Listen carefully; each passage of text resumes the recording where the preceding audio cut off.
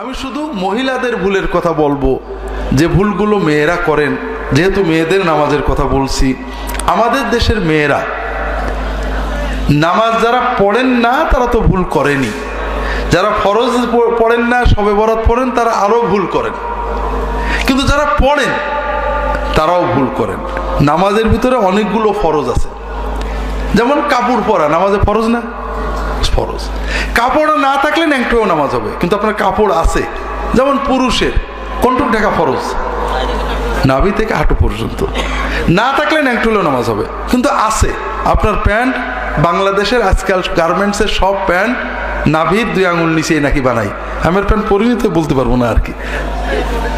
এই প্যান্ট পরে যদি প্যান্টের উপরে ছোট শার্ট বা গেঞ্জি থাকে নামাজ কিন্তু হবে না, বা পাতলা যদি শার্ট থাকে নামাজ হবে না, কারণ আপনি তো ন্যাংটো।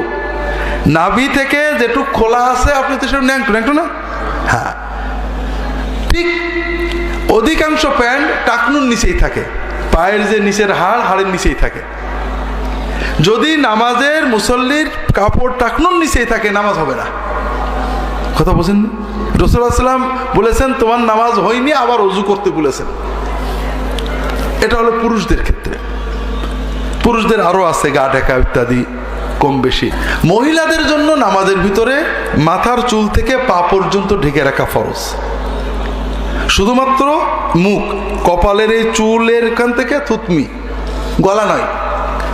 আর 2 কানের কান্নাক মধ্যবর্তী যে মুখমণ্ডল এবং কবজি পর্যন্ত হাত, এর বাইরে কোনো জায়গা যদি খোলা থাকে, অন্ধকার ঘরে একাকেও যদি কোনো মহিলা নামাজ পড়েন, তার যদি এইটুকু বাদে কোনো জিনিস খুলে যায়, যেমন মাথার কাপড় সরে যেয়ে চুল বেরিয়ে যায়, অল্প কিছু চুল বেরিয়ে যায়, অথবা কানের নিচেই জুলফির চুল বেরিয়ে যায়, অথবা 2 কানের 2 কান বা 1 কান বেরিয়ে যায়, সরে যায় কাপড়, অথবা পিছনের মাথার চুল ঝুলে বাইরে চলে যায়, অথবা থুতমির নিচেই যে গলার অংশ এটা বেরিয়ে পড়ে, অথবা হাতের কনুই বা এসব জায়গায় বেরিয়ে পড়ে, অথবা পায়ের টাকনুর উপরে, পায়ের উপরের পা নলা বেরিয়ে পড়ে, ওই মহিলার নামাজ হবে না। কারণ তিনি নামাজের ফরজ তরক করেছেন কাপড় থাকা সত্ত্বেও। কথা কি বুঝতে পেরেছেন? তাহলে শাড়ি পরে যারা নামাজ পড়েন মহিলারা, নামাজ কি হয়?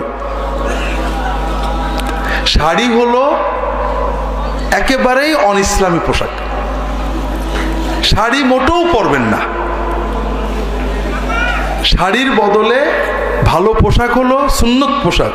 রাসূলুল্লাহ সাল্লাল্লাহু আলাইহি ওয়াসাল্লাম সাহাবীরা যে পোশাক পরতেন, মহিলারা, নবীজির স্ত্রীরা, মেয়েরা যে পোশাক পরতেন, সেটা হলো ম্যাক্সি, দেরা, বড় ম্যাক্সি, ফুল হাতা অথবা কবজি পর্যন্ত হাতা, পায়ের গোড়ালির নিচেই ঝুল, বড় ম্যাক্সি। 2 নম্বর, ম্যাক্সির উপরে বড় চাদরের মতো ওড়না, যে ওড়না মাথার উপর দিয়ে, ঘাড়ের উপর দিয়ে প্যাচ দিলে আপনার মুখটুকু ছাড়া আর কিছু খোলা থাকে না। 3 নম্বর, ম্যাক্সির নিচেই সায়া পাজামা। কথা কি বুঝতে পেরেছেন? এই 3টে পোশাক মেয়েদের ফরজ পোশাক। এই 3টে না পড়লে ফরজ আদায় হয় না। আমাদের বাংলাদেশের, বিশেষ করে ঝিনাইদহের, কুষ্টিয়ার, যশোরের, বাংলাদেশের উত্তর এবং পশ্চিম দক্ষিণ এলাকার মানুষেরা, মহিলারা বিশেষ করে এবং পুরুষেরা দোজখে যাবেন, বড় কারণ হলো বেপর্দা। কথা বোঝেননি? কেন? পর্দা অন্যান্য ইবাদতের মতোই ফরজ, ছোটখাটো কিছু নয়। পর্দা তো হুজুররা বানাইছে, ঠিক না? পর্দা হুজুররা বানায়নি? পর্দা কোথায় আছে? আল্লাহর কোরআনেই আছে। আমার ওয়াইফ আসছে এই ডাক্তার পাখির ওখানে দেখাতে। আমার ওয়াইফরা তো একটু পর্দা করে, বড় মুখ টুক পুরো ঢাকা, এখন বসে আছে। পাশের থেকে মহিলারা মতামত করছে, এই সব করেই তো দেশটা শেষ হয়ে গেল, এরাই তো দেশটা শেষ করে দিল। কথা বোঝেননি? বোরকা যারা পরে তারাই তো দেশটা শেষ করে দিল।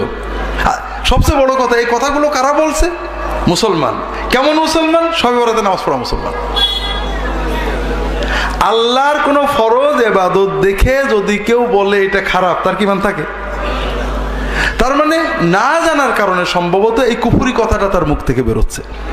আল্লাহ তাআলা পর্দা ফরজ করেছেন। নামাজের ভিতরে যেমন পর্দা, নামাজের বাইরেও পর্দা ফরজ করেছেন। পর্দা মানে শরীরটা পুরো ঢাকা রাখবে। মাহরাম, রক্ত সম্পর্কের আপন আত্মীয় যাদের সাথে বিবাহ না হয় তারা বাদে আমাকে কেউ দেখবে না, আল্লাহ এটা কোরআনে হুকুম করেছেন।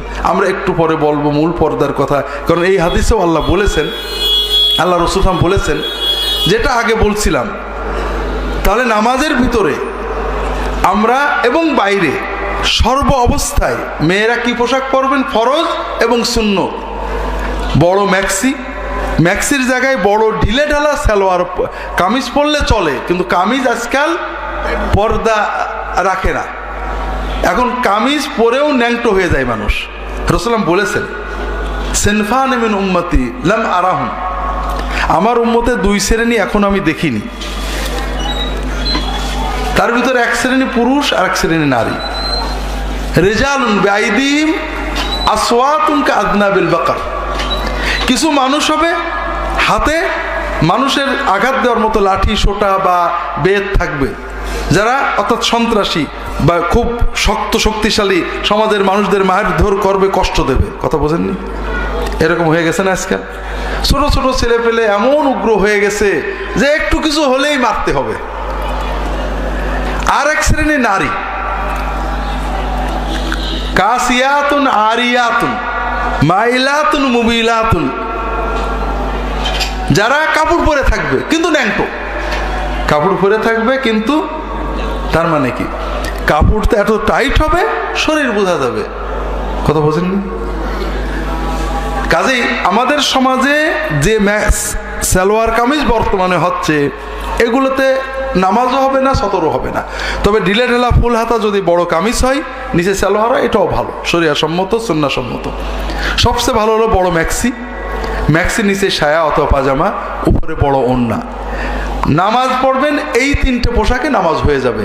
তারপরেও রাসূলুল্লাহ সাল্লাল্লাহু আলাইহি ওয়াসাল্লামের স্ত্রী, মেয়েরা, মহিলা সাহাবীরা নামাজে কেউ অনেক সময় আবার বোরকা পরে নিতেন, মাথার উপরে বড় একটা চাদর দিয়ে ঘিরে নিতেন যেন শরীরের কিছু বেরিয়ে না যায়। কথা কি বুঝতে পেরেছেন? এটা হলো মহিলাদের নামাজের জন্য খুবই জরুরি বিষয়।